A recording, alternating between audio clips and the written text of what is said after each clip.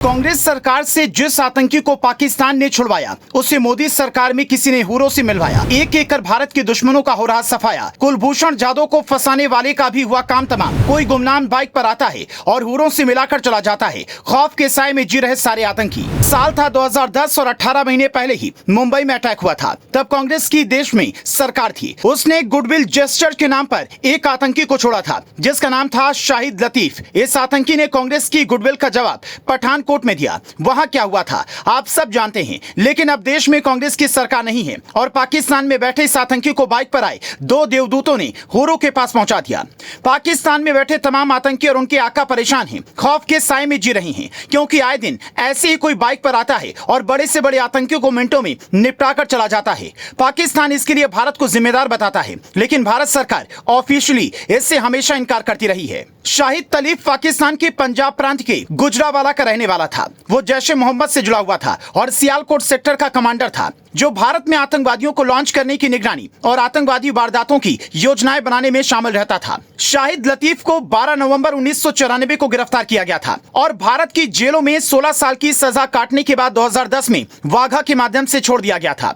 वो सिर्फ पठानकोट का ही मास्टरमाइंड नहीं था, बल्कि इंडियन एयरलाइंस के विमान को भी हाईजैक करने का आरोपी था। शाहिद लतीफ ही नहीं, उसके अलावा भी कई आतंकियों को हुरों के पास पहुंचाया जा चुका है। शाहिद लतीफ के साथ कुल 3 जैशे आतंकियों का खात्मा किया गया। इनसे पहले 20 फरवरी 2023 को बशीर अहमद पीर उर्फ इम्तियाज का काम तमाम किया गया। ये रावलपिंडी की वारदात थी। ये रावलपिंडी में बैठकर ही जम्मू कश्मीर में घुसपैठ करने वाली आतंकियों के लिए रसद और अन्य संसाधन उपलब्ध कराने का काम करता था। 22 फरवरी 2023 को एजाज अहमद अहंगर का सफाया कर दिया गया। इसे अफगानिस्तान के काबुल में निपटाया गया। एजाज अलकायदा के भी संपर्क में था। 1996 में कश्मीर की जेल से छूटने के बाद वो पाकिस्तान भाग गया और फिर वहां से अफगानिस्तान चला गया। भारत सरकार ने उसे मोस्ट वांटेड आतंकी की सूची में रखा था।